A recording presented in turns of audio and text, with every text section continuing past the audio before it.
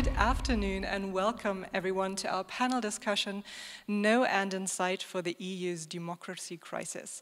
My name is Julia Strasheim. I'm the Deputy Managing Director of the Bundeskanzler-Helmut-Schmidt-Stiftung here in Hamburg, and I'll be your moderator for the next 45 minutes. And I think there could not be a more pressing topic for our discussion today. In 2022, and it's quite easy to forget, we're actually celebrating 30 years of the Maastricht Treaty being signed in 1992 and creating today's European Union. But for a while now, we have seen how democratic backsliding and the rule of law crisis in some member states, and particularly in Poland and in Hungary, are growing threats to EU citizens' rights and are threats to the EU's ability to pursue common policy.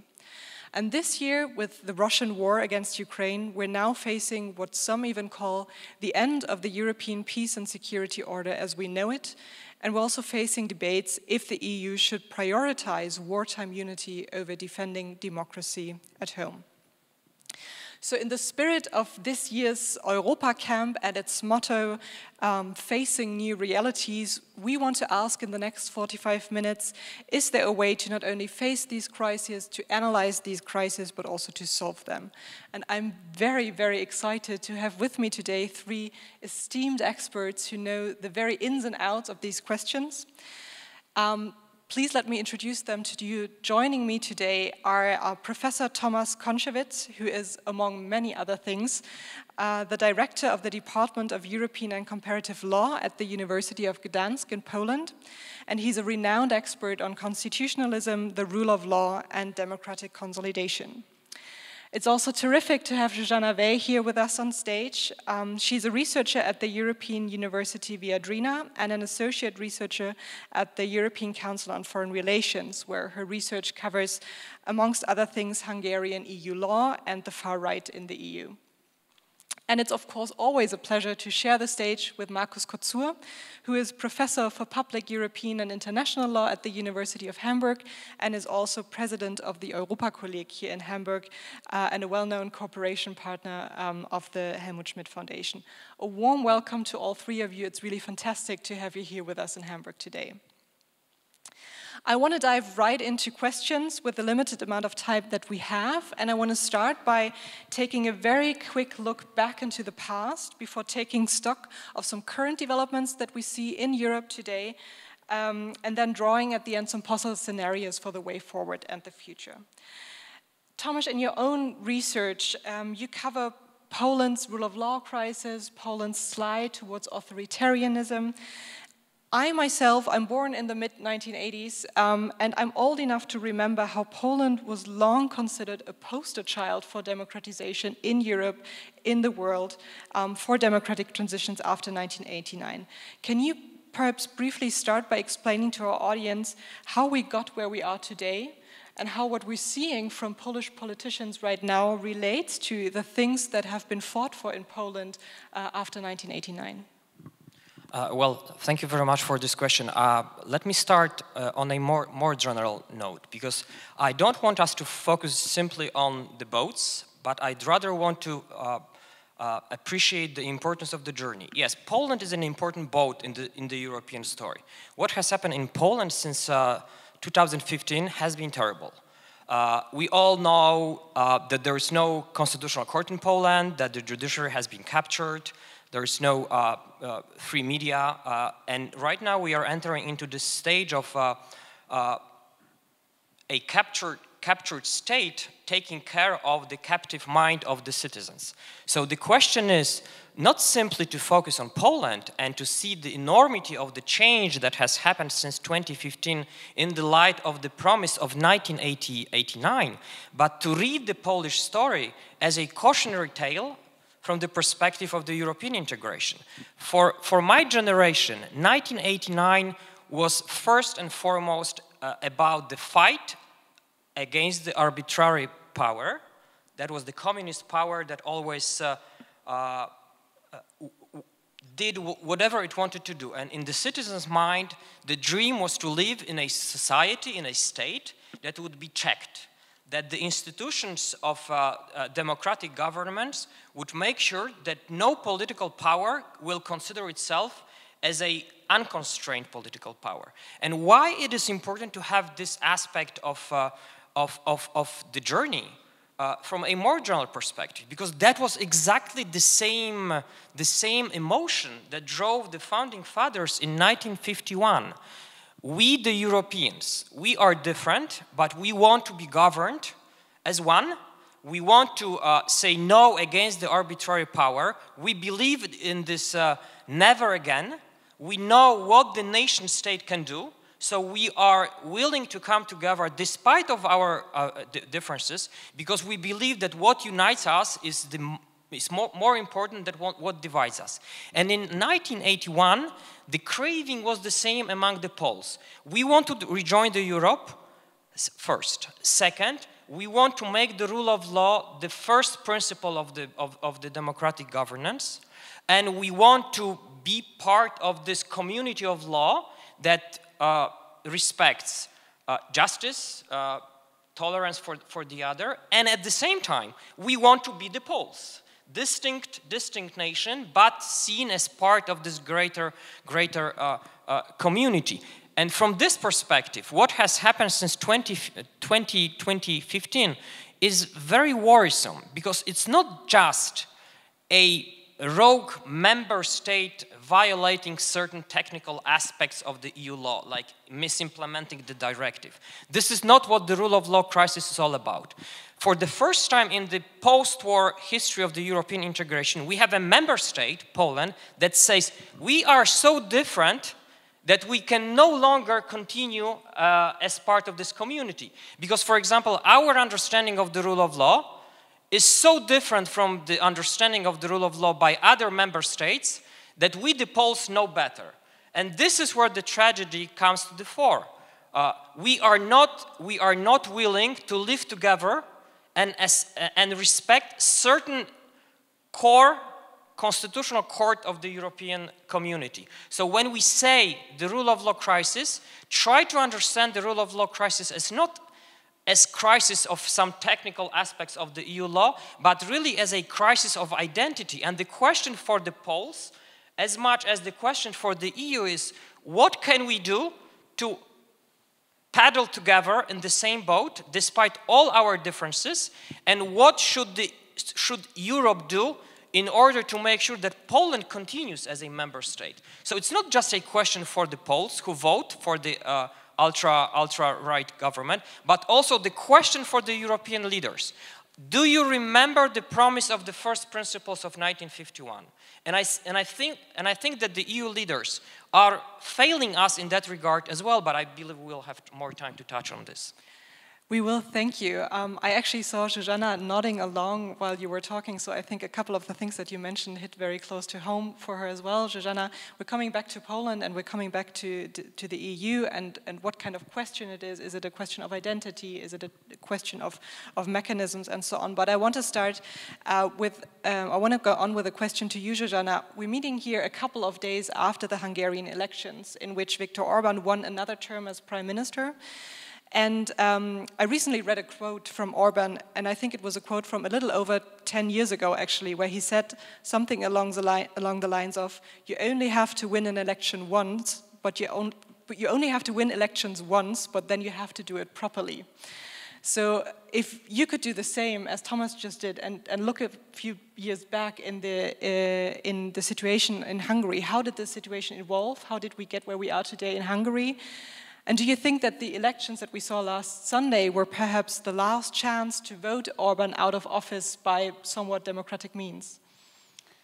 Yeah, indeed, I have to say that based on Tomasz's description, I think we are very similar in our differentness in Hungary. And especially since 2010. We have seen a lot of the similar dynamics going on in Hungary. So essentially, just to give you a broad picture without really going into the nitty-gritty details, because 12 years of Orban government really has ensured that his quote that you have just quoted for us stands. So he did win those 2010 elections very properly, and it ensured enough power to reshape the Hungarian system. So what has been going on since 2010? Changes are really all-encompassing, concerning institutions, concerning overall party system and the public.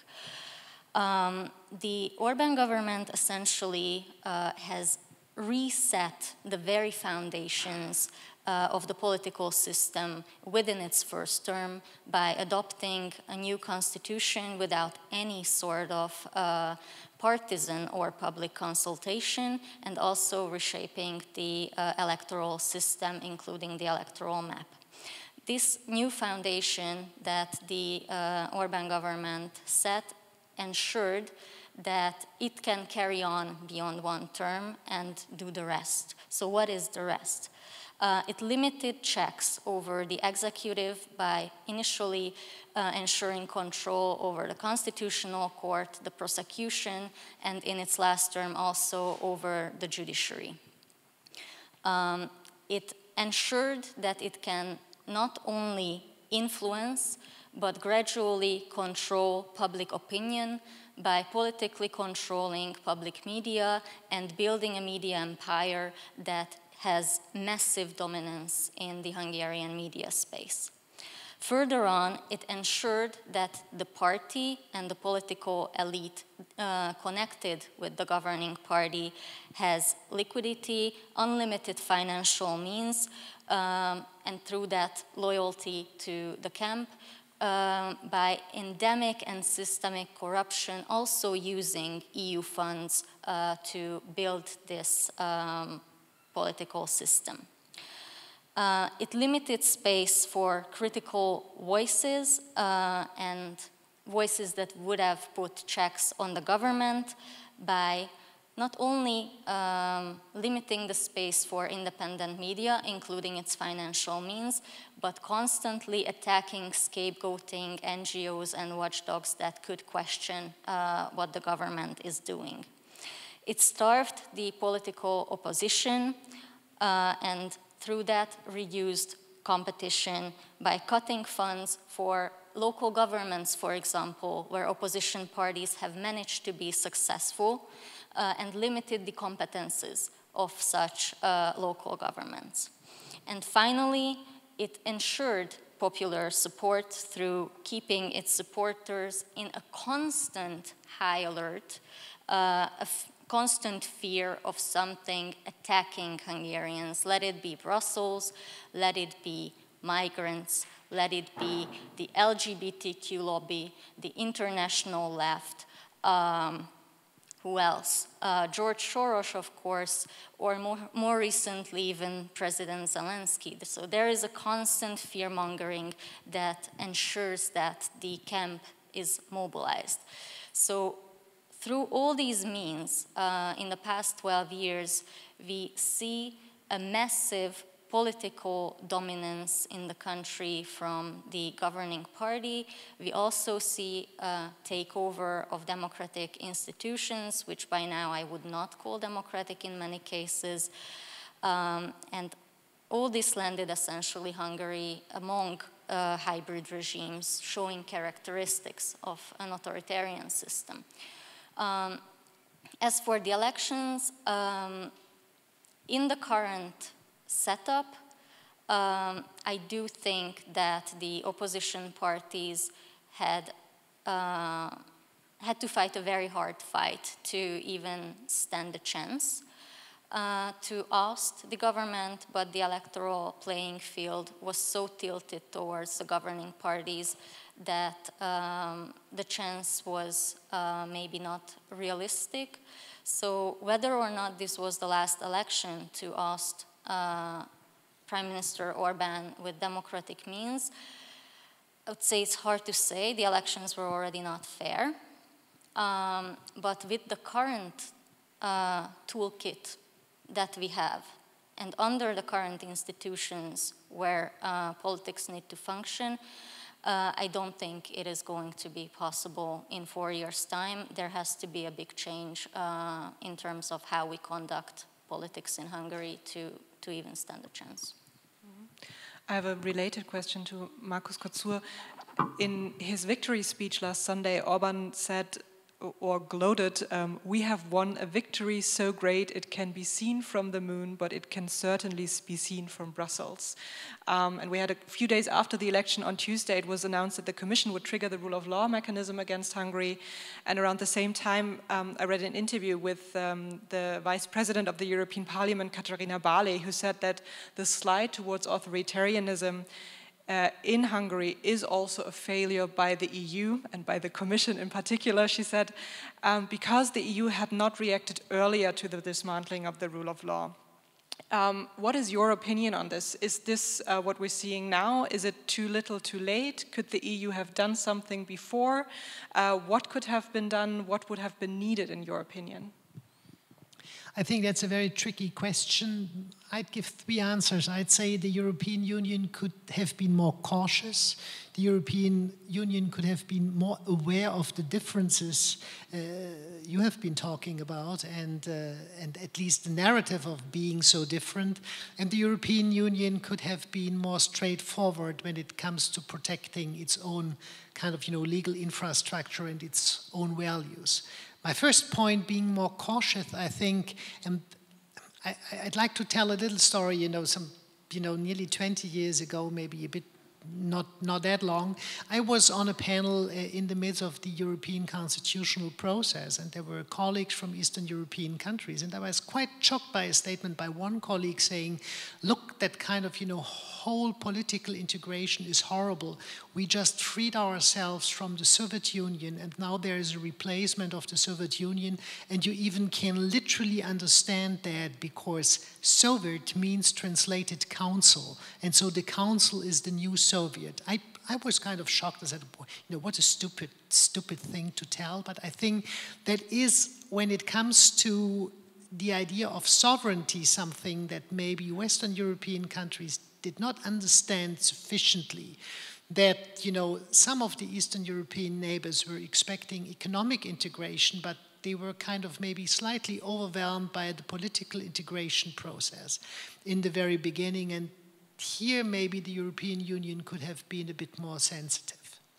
The second thing, I think the European Union should have listened more carefully to that narrative of we are so different and we have a so different understanding of the rule of law, of democracy, and the European Union could have been stronger in developing counter-narratives and really also staying to the facts and saying, well, what does that mean being so different? What's the explanation?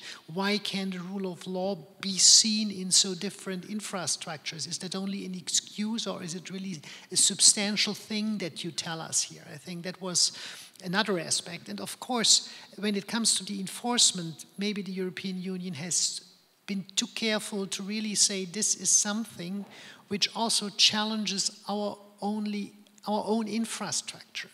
And that critique that the European Union is very paternalistic if it tells its member states how to democratically and how to rule of law oriented they are to behave. I think the European Union needs to make quite clear and needs to be very outspoken. The legitimacy, the democratic and the rule of law and the human rights-based infrastructure of the European Union depends on the constitutional infrastructure of its member states. The Union can only be democratic if it's composed of democratic member states. It can be only rule of law oriented if the member states follow and stick to the rule of law. And therefore the European Union, in its own interest, has to stick to that values and try to enforce these values and try to do things more, I think, outspokenly, and maybe also being not that much afraid of a confrontation, because an early confrontation might be better than what you said, the too little and too late thing.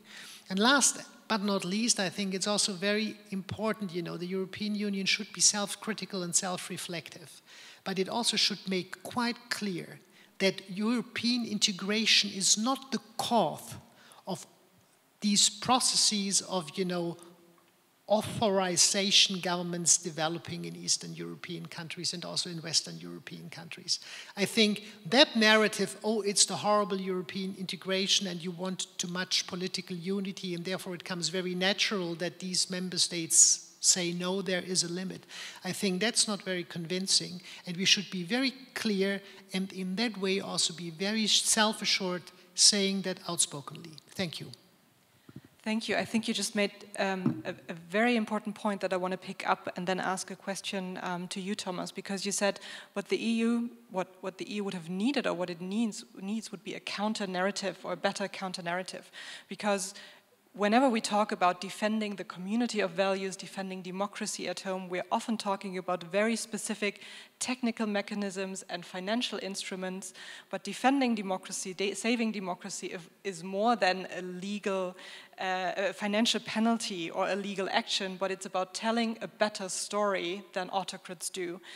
Tomasz, you wrote in a recent piece, let me quote you, you wrote for the Verfassungsblog, that the courage and the resistance of Ukrainians that we see right now happening in the European neighborhood should make us in the EU rethink how we understand our ideals and our values, and that if Europe is to have a future, it needs a story that is not just anchored in the past of 80 years ago. Can you tell us a bit about how this story could look like?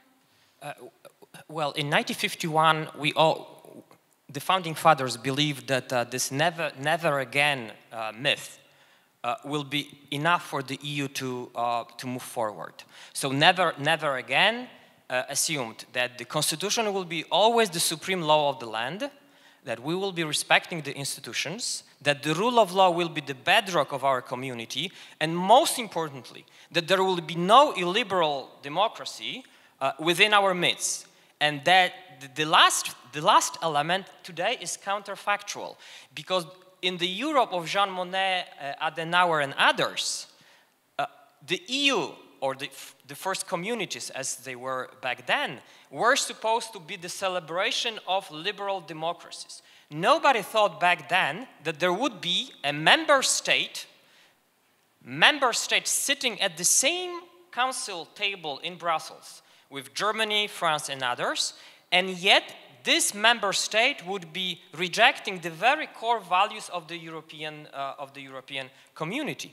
And I can understand why initially the European Union might have been taken by surprise with the developments in Poland and Hungary, because that was unthinkable to have an autocratic government in our midst.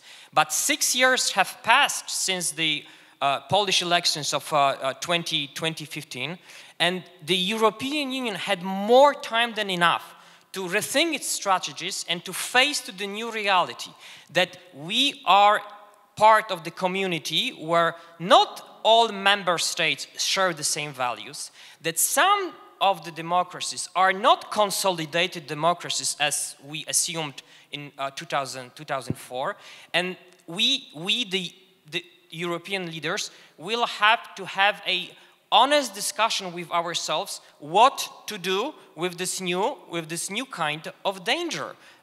My grandparents and my parents told me always this never again story, and this never again is very real for me.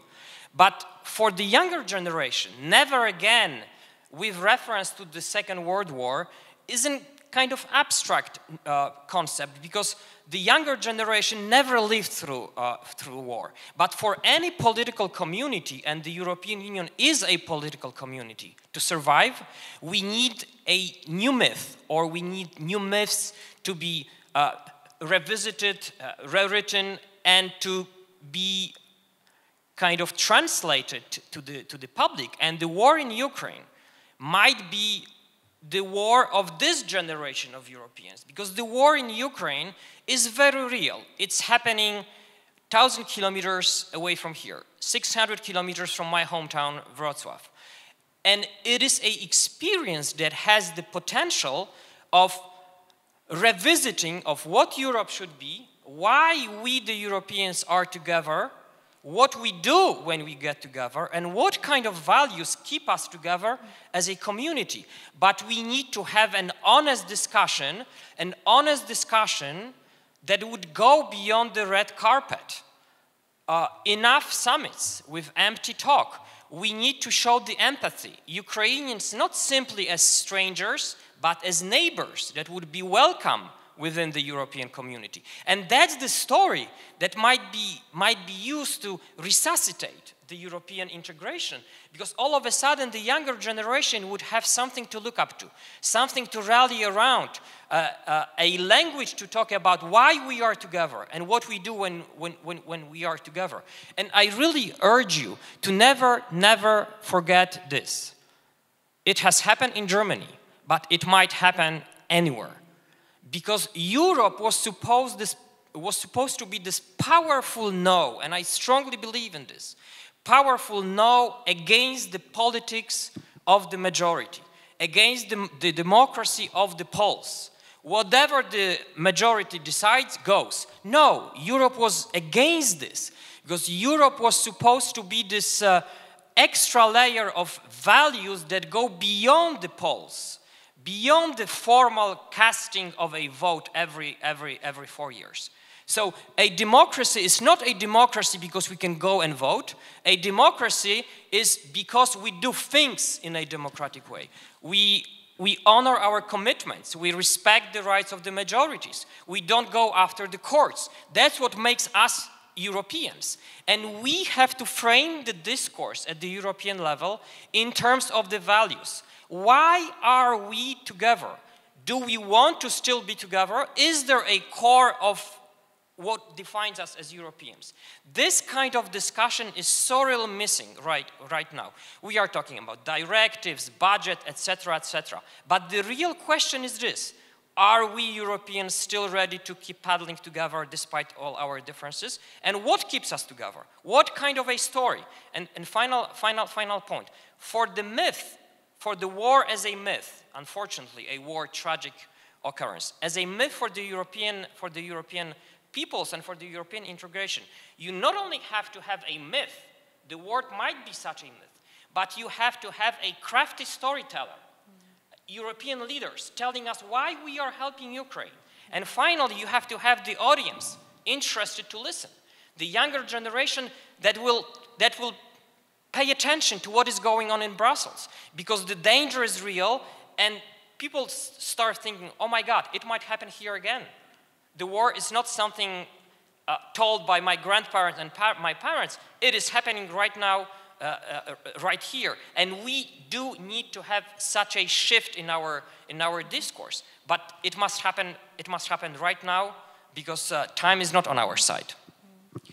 Thank you. You just talked about the impact of the Russian war against Ukraine and what it might have on the European story, European identity. But it has an impact also on the very day-to-day domestic and foreign policies in the EU. Zsuzsanna, you're an expert on Hungarian EU policy and Hungarian foreign policy. We saw in early March, when the EU was reacting to the war in Ukraine, that Hungary, I'm not sure if it supported sanctions, but it didn't veto sanctions against Russia. What do you expect now with Orban being re-elected? What do you expect from Hungarian foreign policy in this regard in the coming months? Let me take one step back, just to give you an idea what this foreign policy really stands for at the moment. After coming into government, the Fidesz party and Prime Minister Orban essentially broke with Hungary's post-regime change foreign policy tradition. It regarded the West as not a community where Hungary is seeking to belong, or even a community where Hungary does belong, but a community that is failing, that is going to go down, lose out in international competition in the face of rising powers that it considered to be Russia, China, and other primarily Asian countries. So this foreign policy of Prime Minister Orban flagshipped the project of Eastern Opening, under which it started to strengthen economic as well as political relations with autocratic countries around the world. It was not only focusing on strengthening economic ties. The problem was that it uncritically also strengthened political ties, very often making political favors to these powers like Russia and China. And the big problem here is that through these favors, it exposed not only Hungary, but also the communities that Hungary belongs to, the European Union and NATO, to influence from these actors. Just to give you a very direct example, a story came out a few days before Hungarian elections.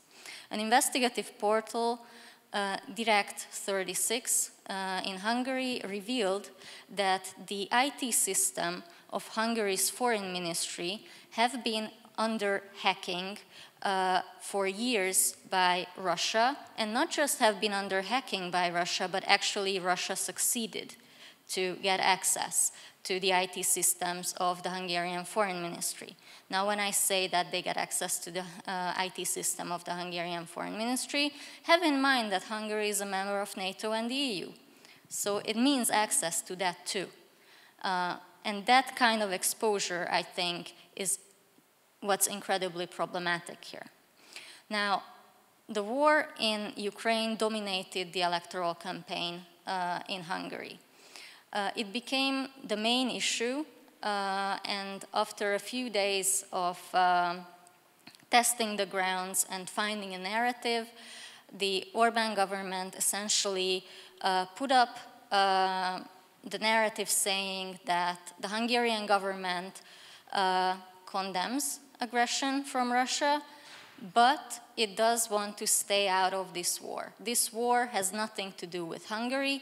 Mind you, there is a significant Hungarian minority living in Ukraine that the constitution of Hungary mandates the government to be responsible for, and that's a constitution adopted by the current government.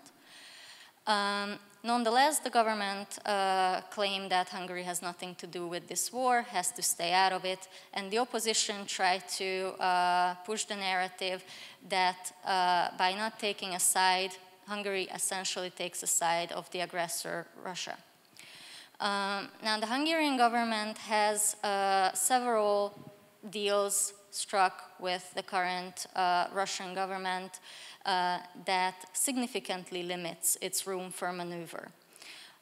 One of these is the construction deal of the Paks 2 nuclear power plants that we still don't know whether it's going to be built or not, but if so, it would be built from a significant Russian loan. There are also other exposures, the presence of so-called International Investment Bank, which very often is labeled as a spy bank of Russia being headquartered in Budapest. Nothing happened with regards to this bank even after the aggression. The staff of this bank has diplomatic immunity and has free movement in the EU member states. So what we have seen after the outbreak of the war is a rhetorical condemnation, but on a very limited scale, of Russian aggression, a nod towards Western allies by not vetoing sanctions so far, and thus delivering the very bare minimum towards allies, but this does not restore the type of trust that Hungary used to enjoy as an ally, but also no consequences towards Russia, and quite harsh clashes between the Hungarian and the Ukrainian government, which, as I mentioned, actually led to Prime Minister Orbán framing President Zelensky as an opponent in this electoral campaign that he defeated. So in this light, I do not see an appetite from the Hungarian government to change course. I think it will continue to meet the bare minimum, but at the same time it has very strongly signaled that there are certain type of sanctions that it will block, that it doesn't want to pass, including sanctioning the energy sector. Here Hungary is concerned primarily with gas imports, but also the nuclear sector. So Hungary will behave as an ally, not a constructive one, but an ally as long as these sectors are not touched. But I could see clashes within the European Union over these matters as we are heading towards those areas of sanctions. Thank you. Markus, Kotzur, we have a little less than 10 minutes left, and I want to use the remaining minutes for us to take a look into the future and draw some possible scenarios. Markus, Kotzur, if you've listened to Zsuzsanna Végh predicting how Hungary will behave in its foreign policies in the years to come, there is a popular saying that the EU always emerges stronger from crisis, and that crises help to deepen European integration. Is this something that you will think will be the case this time as well?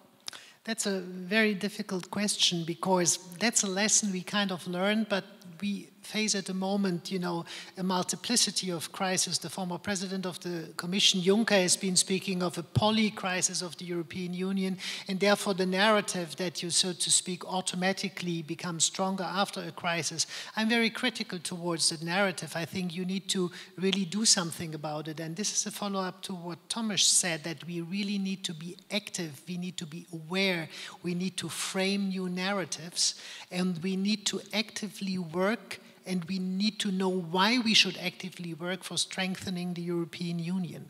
And that got, from my perspective, also to do something with the European institutions, and that's a difficult thing, you know. It's very difficult to frame a sexy narrative that got to do something with institutions, because institutions are run by elites and they are boring, and therefore we tend to dislike them.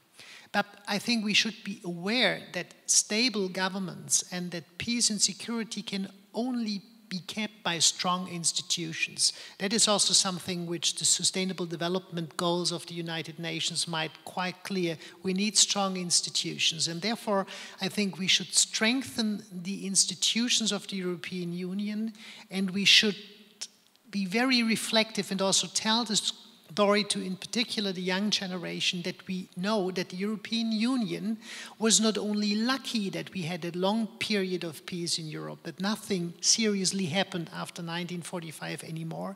This is not because we are so much smarter, there are so less conflicts, and now we learned our lessons that got to do with functioning institutions that help to solve conflicts in a peaceful way and manner.